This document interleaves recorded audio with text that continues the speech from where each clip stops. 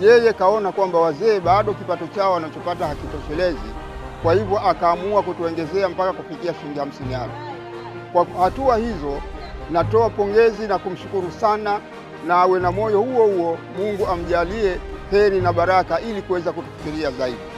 Kutokana na mchango huu wa shilingi 50,000, kwa kweli tumenufaika sana sana, tena sana, kwa sababu tunaweza kufikiria upangilio mzima wa kimaisha yetu kwa mwezi kwa kuzipata hizi shilingi 50,000.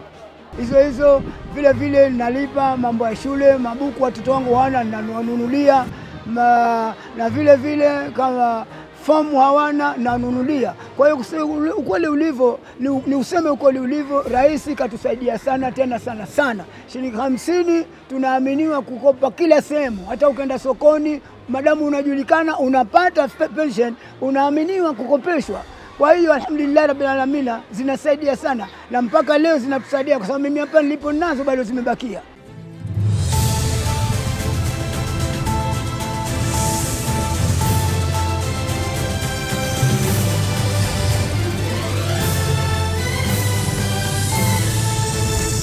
Neema ziendelee.